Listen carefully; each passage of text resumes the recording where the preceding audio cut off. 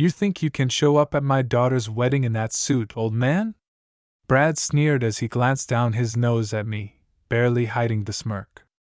He signaled to the security guards hovering near the ballroom entrance, waving a dismissive hand. Please escort this gentleman out.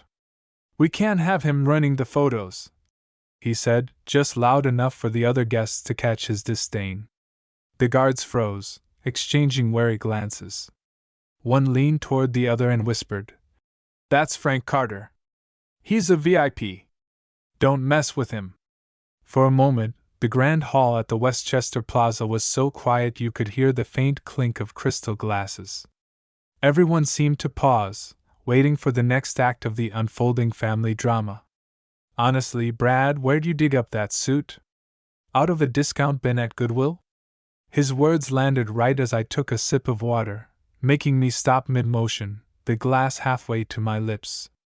I'd entered my daughter Emily's new home in Rye just 10 minutes earlier, expecting some awkward small talk with her fiancé and his wealthy family. Instead, I found myself in the center of an interrogation about my wardrobe. Emily bustled in from the kitchen, carrying a tray of homemade appetizers, her eyes darting between Brad and me. Dad, your suit is fine, she snapped, setting the tray down with a little more force than necessary. But Brad wouldn't let it go. Look, sweetheart, I'm just being honest.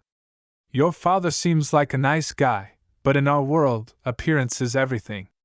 People will be looking at those photos for decades, you know. His cold gaze swept over me like an auctioneer judging a piece of scratched-up furniture. Outside the big window, Westchester's manicured lawns and old stone fences gleamed in the afternoon sun, a far cry from the modest street in Yonkers where I spent my childhood. My navy blue suit, bought at a Macy's sale for $120, had seen me through 3 decades of city council meetings and countless neighborhood weddings. Suddenly, it felt like a Halloween costume. This suit is just fine for any formal occasion, I answered, keeping my tone even. I could feel the tension building in my chest, but I was determined not to give Brad the satisfaction of seeing me flustered. He laughed, that kind of brittle laugh you only hear from people who think they'll never have to pay for their cruelty. Maybe it's fine for your work in, city government. But in our circle, you need to step it up. Private equity, tech moguls, old New England money, first impressions are everything. Emily's hands tightened around a napkin. Dad's suit is just fine, Brad. Can we drop this? He kept pushing, voice sliding into patronizing territory. Frank, not everyone can afford a bespoke suit. But surely, for your only daughter's wedding, you could have borrowed something nicer, maybe asked Emily for help. I'm sure she'd have found you something. His words hung in the air. I'd spent most of my career as a district judge in Brooklyn, and I'd seen men try to humiliate others just to feel powerful. Still, I was surprised by how deeply Brad's little jabs cut, not because of the suit, but because he thought this was how you measured a man. Maybe you should get to know me instead of judging by my suit, I said. I saw a flicker in his eyes, amusement, or maybe annoyance at being challenged. Oh, but the two are related, Frank. A man's clothes show you everything about his priorities, his status, his worth. He drained his wineglass, feeling bolder with every sip. Emily told me you work for the city, some kind of admin job? The words dropped like stones into the silence. Emily's jaw clenched. She'd kept my actual job, retired judge, quiet for years, after too many run-ins with opportunists and relatives asking for favors. She told Brad only the bare minimum. He, of course, assumed the rest. Something like that, I replied. It's steady work. Brad's tone turned falsely generous. Well, good for you. Not everyone needs to chase big money. Actually, you know what? I'll handle the wedding costs. All of it. He reached over and patted my hand like he was bestowing a favor on a street beggar. No need for you to stress over money. Consider it a gift to Emily, so her day isn't ruined by limitations. The dining room fell quiet, except for the steady tick of the antique clock on the mantel. Emily's eyes glistened with frustration and shame. Brad leaned back, looking far too pleased with himself, expecting a grateful thank you. Instead, something hardened inside me. It wasn't anger, at least, not the sort that boils over. It was a cold, clear sense of who I was dealing with. The same recognition I'd had 100 times on the bench, when the mask slipped and you saw a person's real character. That's very generous, I said quietly, refusing to give him the drama he wanted. Emily stood so suddenly her chair scraped across the hardwood. Brad, I think you should go. He blinked, surprised. What? We're just. No, Emily said, her voice sharp enough to cut through his confusion. You've had too much to drink, and you're being disrespectful to my father. Brad grumbled, made a show of standing, grabbed his expensive jacket, and stomped toward the door. You can't ignore these things, Emily. These differences matter. Emily followed, her voice low and urgent as they disappeared into the hallway. The front door slammed, leaving me and my daughter in the sudden hush. Emily came back, her shoulders drooped, her confidence replaced by uncertainty. Dad, I'm so sorry. He's not usually like this. The stress, the wine. I reached for her hand.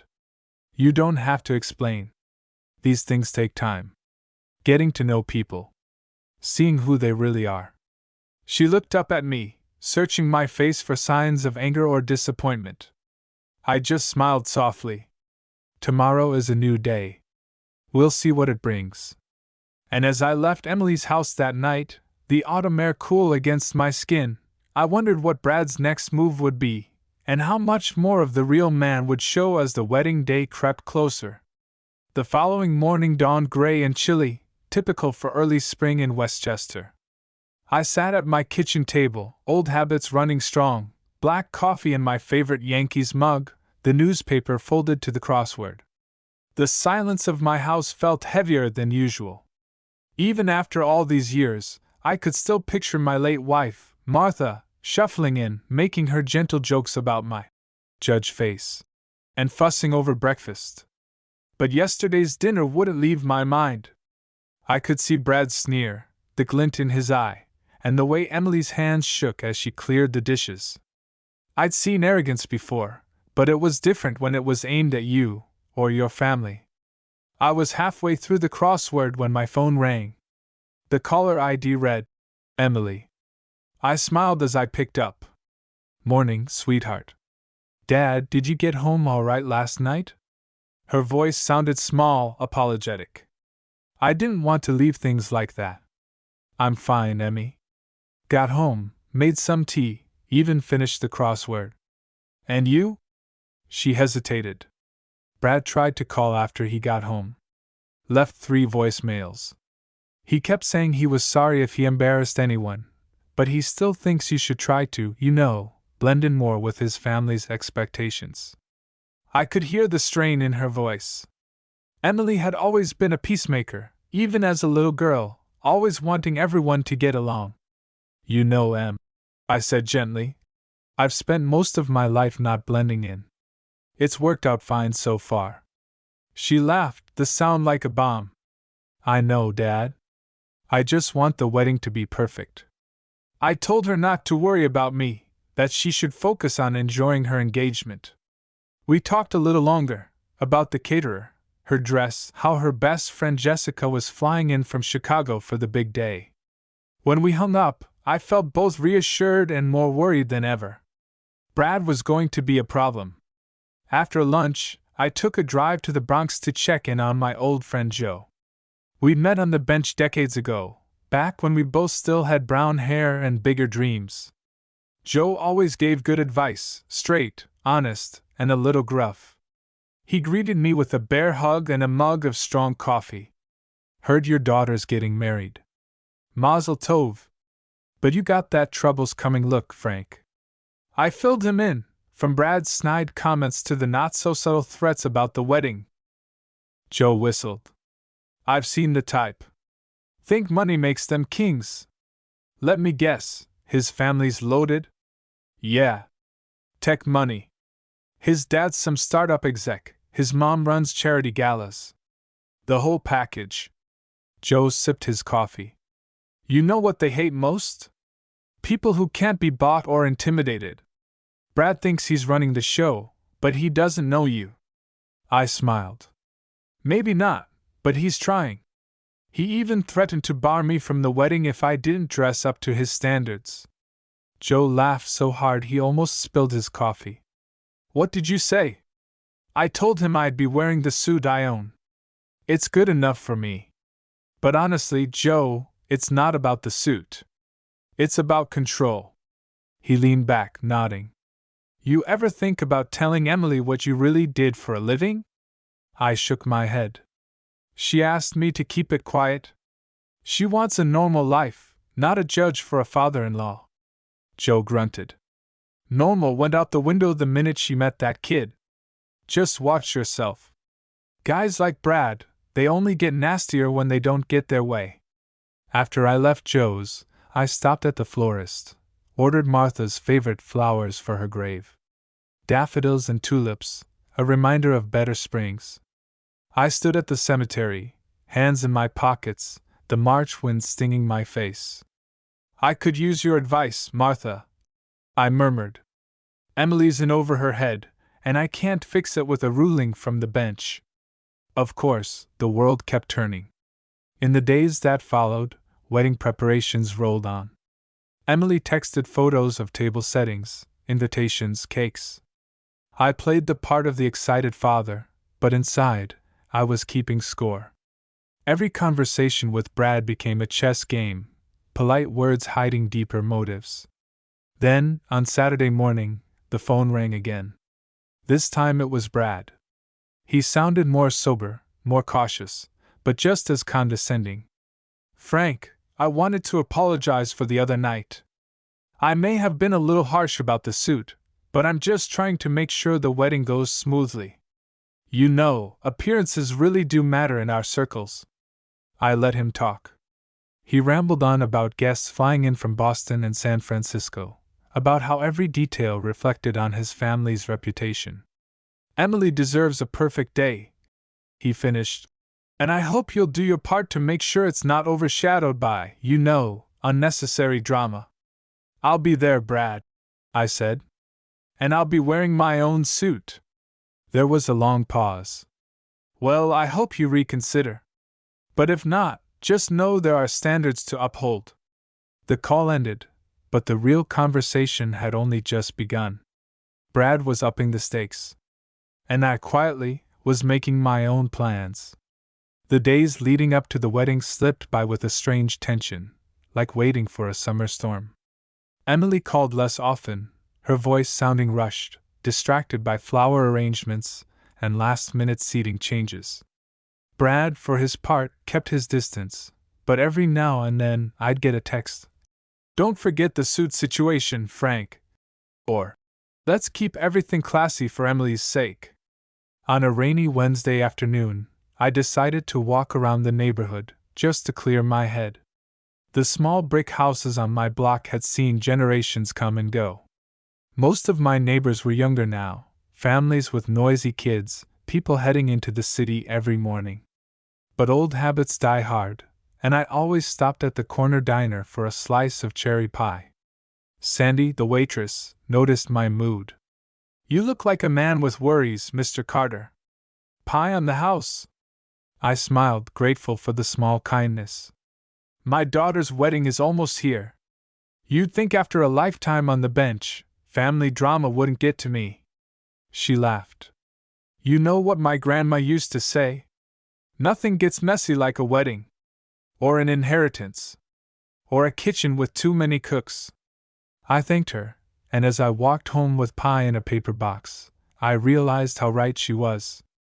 Family brings out the best and worst in people, especially when money and pride are at stake. Later that night, as I sat in my study surrounded by old case files and Martha's framed cross-stitch on the wall, my phone rang again. This time it was Emily, her voice trembling. Dad, Brad says if you show up at the wedding in that suit, the hotel won't let you in. He says it's in the contract with the venue. Is that true? I took a steadying breath. Emily, don't let Brad's threats get to you. You picked the venue, right? Yes. The dress code says formal attire. That's all. No mention of brands, no rules about price tags. That's what I thought, I said quietly. She was silent for a moment. I just want everyone to get along, Dad. I want you there. Please. I'll be there. I promise. I tried to sound more certain than I felt. After we hung up, I sat in the quiet, thinking about all the people I'd watched over the years. People who used rules as weapons, people who thought their money could change the world. The lesson was always the same: real respect isn't bought, it's earned.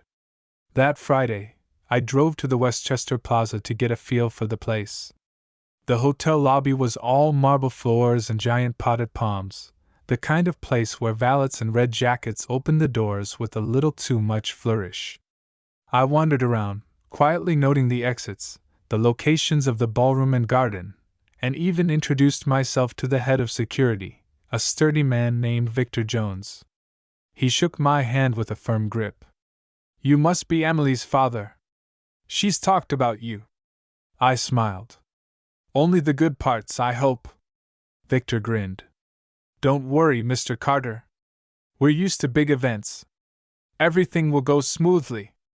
I walked the halls, picturing the ceremony, the reception, all the faces I'd soon see gathered under one roof: friends, family, strangers, and of course, Brad's polished parents.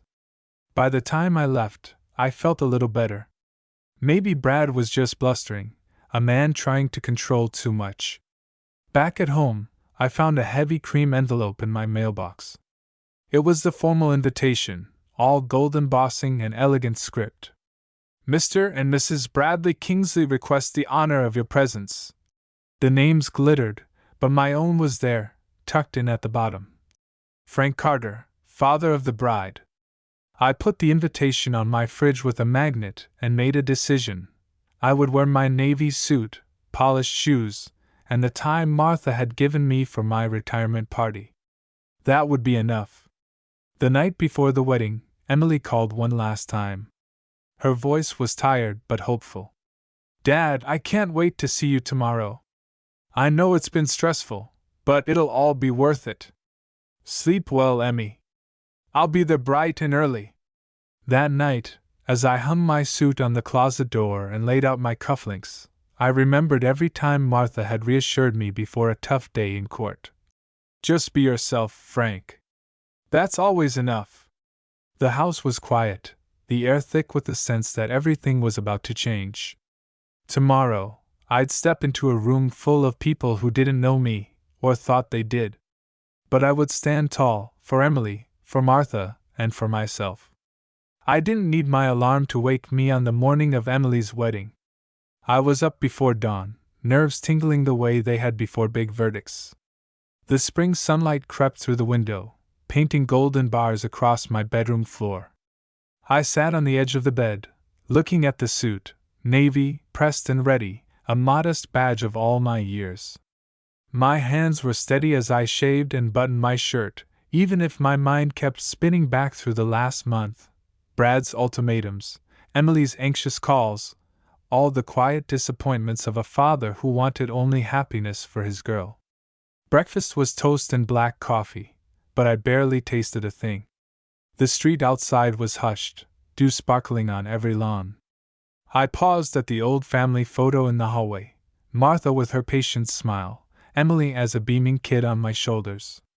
You'd be proud of her today, Martha, I whispered. And I'll do my best. The drive to Westchester Plaza was a blur. I parked far from the entrance, not out of embarrassment, but habit. The lot was already filling with luxury SUVs and polished town cars. People in tuxedos and gowns glided toward the entrance, their laughter and chatter rising in the crisp air. Inside, everything shimmered. The hotel staff moved with orchestrated grace. A pianist played something soft and sweet in the lobby. I nodded to the concierge, adjusted my tie, and headed for the ballroom. Mr. Carter. Victor, the security chief, greeted me with a smile and a handshake. Good to see you. Congratulations. Thank you, Victor. I'm just here to make my daughter proud. The ballroom was a riot of white roses, silver ribbons, and sparkling chandeliers. Guests mingled in little groups, glasses of champagne already in hand. I caught glimpses of Emily's friends from college, Brad's colleagues in sharp suits, and clusters of family on both sides. My eyes searched for Emily, but she was nowhere in sight. Instead, Brad's mother, a tall woman in a designer dress, spotted me first. Frank, how wonderful you could join us, she said, her voice polite but chilly. We're so glad you decided to make an effort. I smiled, letting her words slide past. Wouldn't miss it for the world. Brad appeared moments later, his tuxedo crisp, hair slicked just so. He gave me a once-over, a flicker of annoyance crossing his face when he saw my suit. Frank, I see you decided to stick with your old favorite. I did, I replied calm as ever. It's a lucky suit. Never failed me yet. He leaned closer, dropping his voice. I warned you. My family expects a certain standard. I'm here for Emily. Not for the show, I said, looking him straight in the eye. And I won't cause trouble. But I won't be bullied either. He scoffed. Don't make a scene, Frank. Today's not about you. Agreed. It's about my daughter. So let's keep it that way. Before Brad could reply, there was a flurry of movement at the ballroom doors. Emily, radiant in white, her hair swept up and her eyes bright with hope and nerves. When she saw me, she rushed over, all the tension falling away in her smile. Dad! You look great. She hugged me tightly. I'm so glad you're here. I held her close, fighting back tears. You're beautiful, Em. Your mom would be so proud. We stood together, just for a moment, in our own little world. Then the wedding planner called her away and the machinery of the day rolled forward, guests seated, musicians tuning, the energy in the room rising. The ceremony itself felt like a dream. I watched Emily walk down the aisle on Brad's arm, her smile dazzling, the guests sighing with delight. The vows were said, the rings exchanged.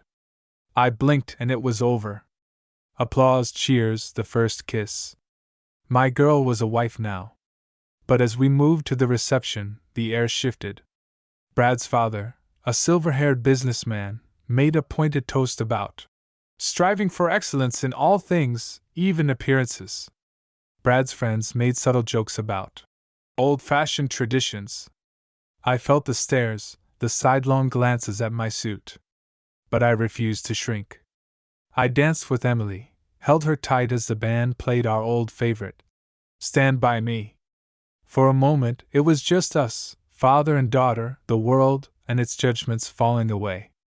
But as the evening wore on, Brad seemed to grow more agitated, whispering with his parents, casting dark glances my way. I saw him talking to Victor, the security chief, gesturing toward me. I braced myself, heart pounding. Was he really going to try and have me thrown out? Would he dare? But Victor approached with an apologetic look. Mr. Carter, may I have a word? We stepped aside. Victor lowered his voice. Brad's requested you leave. Says it's for the best. I squared my shoulders. And what do you say, Victor? He hesitated, then shook his head. I say you're welcome here. My team knows it. Don't worry, Mr. Carter. We've got your back. Relief and gratitude rushed through me. Thank you, Victor. Back at my table, I watched the crowd swirl, money and ambition, pride and pretense. But at the center, I saw Emily's happiness, and I held on to that. Brad might have tried to humiliate me. His family might have whispered behind their hands. But I'd kept my dignity, and my promise to Emily. And deep down, I knew, the real measure of a man isn't in his suit, but in his love, his backbone, and his willingness to stand up for what's right. The reception rolled on with speeches, laughter, and 100 little moments that Emily would remember for a lifetime. But beneath the music and toasts, a current of unease ran just out of sight. I caught snippets of whispered conversations, sidelong glances, and the cold, tight smiles of Brad's parents when they thought I wasn't looking. The dinner was served with all the expected ceremony, waiters gliding from table to table, trays held high. But when the cake was brought out, Brad raised his glass and tapped it for attention. "Ladies and gentlemen," he said, all charm, "I'd like to thank everyone for joining us, especially my beautiful wife, Emily, and her father, Frank, for making this a day to remember." He paused, letting the crowd's applause settle. His eyes, however, were sharp as knives when he turned to me. "In our family, we believe in certain standards. And sometimes it takes courage to rise to the occasion, even when it's uncomfortable. So, Dad, I hope you know how much it means to Emily that you made the effort tonight." His words dripped with mock sincerity. I felt the eyes of the room shift toward me, some faces confused, others amused. I met Brad's gaze, refusing to flinch. Emily, flustered, cut in. "What matters is that we're all together, Brad. That's all I ever wanted." She looked at me, her eyes shining with gratitude and apology all at once. The band started up again, and people drifted back to the dance floor. I stood, excusing myself, and stepped out onto the hotel's garden terrace. The air was cool, stars pricking the darkening sky. I needed a moment alone to gather myself. I didn't expect company. But a minute later, Brad followed me outside, his footsteps echoing across the stone patio. "You're quite the actor, Frank," he said, lowering his voice. "Smiling for the cameras, pretending you belong. But you and I both know you're out of your league." I turned to face him, keeping my voice even. "You married my daughter. That makes us family, Brad. Maybe it's time you learned what that really means." He laughed, the sound hollow. "Family? You think you get to define that? My parents built everything I have. You worked a city job? Wore the same suit for 20 years. You can't possibly understand what's at stake here." I shook my head. "You keep talking about money, Brad. But Emily needs kindness, loyalty, and respect. Things no amount of money can buy." His jaw tightened. "You're an embarrassment. I gave you every chance to step aside quietly. Don't make me regret showing mercy." A familiar calm washed over me, the old courtroom detachment. "Are you threatening me, Brad? Because if you are, you'd better be sure." He stepped closer, voice a whisper. "I'll do what's best for my wife. Even if that means keeping certain people out of her life. This is your last warning." I looked him square in the eye, unblinking. "You've made yourself clear. Now let me make myself clear. I'm not going anywhere. Not tonight, not ever. Emily's my daughter, and no one, not even her husband, gets to decide whether I'm worthy." He stared at me, anger flickering, then spun on his heel and stalked back inside. I leaned on the balcony rail, letting the tension bleed away into the night air. My thoughts drifted to Martha, her laughter, her faith in me, her quiet insistence that people always reveal themselves, Frank. You just have to watch long enough. Tonight, Brad had revealed himself in full. When I returned inside, I found Victor, the security chief, waiting for me near the entrance. He nodded respectfully. "Everything all right, Mr. Carter?" I smiled. "Better than all right, Victor. Thank you for having my back." The rest of the night passed in a blur of dances, family photos, and goodbyes. Emily hugged me tight as the evening ended, tears glistening in her eyes. "Thank you, Dad. For everything. You're my girl. Always," I whispered, holding her close. The hotel lobby was nearly empty by the time I grabbed my coat and stepped out into the early morning chill. My old sedan waited by the curb, a little battered, but steadfast and true. As I started the engine, I glanced back at the shining windows of the Westchester Plaza. So much glitter and show, but little warmth beneath. On the drive home, I felt a surprising peace settle in my chest. I had faced down Brad and his family's judgments. I hadn't stooped to their level or let anger win. I'd shown Emily the meaning of quiet strength, and I knew, deep down, that Martha would have been proud. But one thing was certain: Brad's words weren't an ending. They were a beginning. The real test of family was only just starting. In the days after the wedding, the world seemed quieter. The congratulatory phone calls faded, the flower arrangements wilted, and the only reminder of that glittering night was a row of cards on my kitchen table. Emily called me, her voice bright but tired, telling me how beautiful the honeymoon in Vermont was, how grateful she was that I'd been there. I could hear it in her words, a plea for things to be simple again, for family to stay close despite everything. I told her the truth. I was proud of her, always would be. But I also asked, as gently as I could, "Are you happy, Em? Really happy?" She hesitated. "Brad can be difficult, Dad. But he's ambitious. He wants the best for us, even if, well, sometimes he goes too far." I heard the shadow in her voice, the beginnings of doubt that only time and experience could answer. I didn't push. I'd learned long ago that a parent's job, once the kids are grown, is not to fix everything, but to stand ready when you're needed. As for Brad, I didn't hear from him at all. Not a call, not a message, not a thank you for attending the wedding. Silence. I wasn't surprised. Some men only reach out when they want something, and Brad had already made it clear what he wanted from me: compliance, quiet, and distance. But the old house didn't feel as empty as I expected. Instead, I found myself filling the days with small rituals. I tended Martha's roses, their bright yellow buds stubbornly pushing through the spring earth. I took longer walks through the park, greeting neighbors and strangers alike. Sometimes, I'd run into Joe from the Bronx, and we'd sit on a bench trading stories about judges, about grandkids, about stubborn sons-in-law who thought the world owed them something. Joe always made me laugh. "Frank," he'd say, "one thing I know about life: eventually, the truth comes out. You just have to wait for the right moment." One evening, I sat with an old scrapbook, flipping through pictures of Emily as a child, her first day of kindergarten, her piano recitals, her high school graduation. In every photo, I saw the same bright eyes, the same fierce joy. Brad didn't know that Emily, not really. He knew the woman shaped by ambition and hope, but not the little girl who used to climb into my lap and beg for one more story.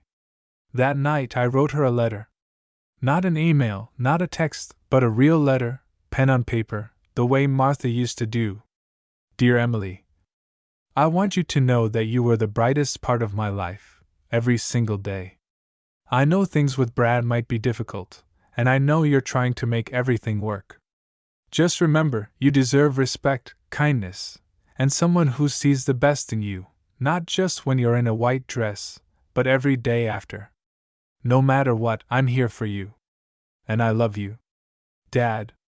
I tucked the letter into an envelope and left it on her doorstep one morning, early, while the world was still asleep.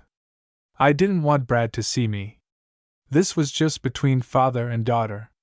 Days slipped by. The phone rang less, but I felt lighter somehow. I'd done my duty, stood my ground, given my blessing, and spoken my truth. If Emily ever needed me, she'd know exactly where to find me. But then, a week after the wedding, there was a knock on my door just after dusk. I opened it to find Emily standing there, eyes red-rimmed, clutching my letter in her hand. "Dad," she whispered, "can I come in?" I nodded and led her to the kitchen, pouring tea the way Martha would have done. We sat in silence, steam rising between us, until she spoke. "Brad lost his temper tonight. Said I embarrassed him by talking to his friends about work. He called me names, Dad, names I've never heard from him before." My hands clenched around the mug, but I kept my voice steady. "Did he hurt you, Em?" She shook her head. "Not physically." But she choked on her words, tears slipping down her cheeks. I just kept thinking about what you said. About being respected. About being seen. I reached for her hand, holding it tight. You don't have to stay where you're not valued. Not for him. Not for anyone. She nodded, swallowing hard. I know. I needed to hear it from you. We sat together for a long time, letting the silence do what words sometimes can't. In that quiet, I realized something. All the battles, all the stubbornness, all the pride, it wasn't for show. It was for moments like this, when love was the only thing that really mattered. Emily left before midnight, a little stronger, a little surer. As I watched her car disappear into the night, I knew we were both ready for whatever came next. For all Brad's money and bluster, in the end, it was a simple truth that mattered. Family means standing by each other, especially when the world tries to pull you apart. And I, Frank Carter, would always be there for my girl. In the weeks that followed, life moved on in quiet, determined ways. Spring in Westchester unfolded in bursts of green and birdsong, but my house felt different, lighter somehow, as if all the old ghosts had finally been put to rest. I heard from Emily more often now. She'd come by with groceries, or just for coffee, telling me stories about her work, her dreams, and the little things she was rediscovering about herself. Sometimes she stayed for hours, her laughter filling the kitchen the way Martha's once did. Brad, for a while, kept his distance. He called Emily, sent her flowers, even wrote long, apologetic emails. But Emily stood her ground. She made it clear that she wouldn't tolerate disrespect, not from him, not from anyone. I'm learning, Dad, she told me once, smiling a little through her sadness. It's hard, but I'm learning how to speak up for myself. One afternoon, Emily arrived with a small suitcase and a weary smile. I'm going to stay here for a while, Dad. Brad and I need some space. Maybe a lot of space. She unpacked in her old room, settling back into the patterns of her childhood, books stacked on the nightstand, her favorite scarf hanging from the chair, a photo of Martha by the window. The house felt full again, not just with things, but with hope. We talked late into the night, sharing stories I'd never told her, about my first years on the bench, about Martha's kindness, about all the fears and failures I'd hidden behind a judge's calm. Emily listened, sometimes laughing, sometimes crying. She asked me if I ever felt like I didn't belong, and I told her the truth. Most days. But belonging isn't about what you wear or where you fit in. It's about who you love, and who loves you back. Slowly, Emily began to heal. She met with friends, picked up old hobbies, took long walks through the neighborhood. She even went to counseling, finding the words to untangle the knots left by Brad's control. And through it all, I watched her grow stronger, day by day, choice by choice. Brad showed up on my doorstep once, late on a Saturday morning. He stood on the porch in a sharp suit, looking older, tired, and less certain than I'd ever seen him. He asked to speak to Emily, but she refused. Instead, he and I sat together on the front steps, the silence heavy between us. I made a mess of things, Frank, he finally said. I thought I was helping her by setting standards. I thought I was helping you by trying to keep up appearances. I shook my head. You were helping yourself, Brad. You wanted everything your way. You forgot that real love means listening, not controlling. He stared at his hands. I don't know how to fix it. Maybe it's not yours to fix, I said. Sometimes you just have to let people grow on their own. He left quietly, and I watched his car disappear around the corner, unsure if I'd ever see him again. Part of me felt pity. Another part, relief. Months passed, and summer came.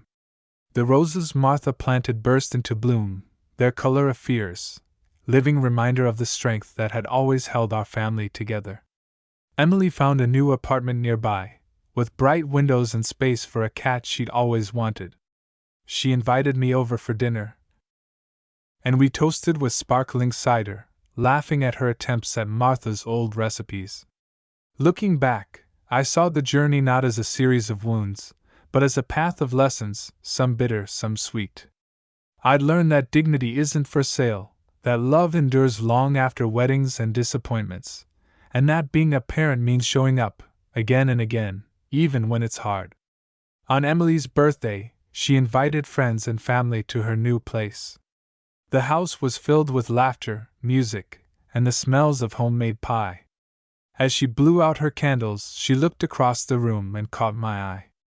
For a moment, I saw not just my daughter, but the woman she'd become, strong, resilient, and unafraid to stand up for herself. Later that night, as the guests drifted home, Emily hugged me tight. "Thank you, Dad. For everything. For not giving up on me. For reminding me who I am." I kissed her forehead, feeling Martha's presence in the warmth of her embrace. "You never have to thank me, Em. That's what family's for." As I walked home beneath the summer stars, I felt at peace. Life, I knew, would bring more storms, more Brads, more moments of doubt, more challenges and joys. But whatever came, I would meet it with open eyes and a steady heart. Because love, real love, doesn't wear out or fade away.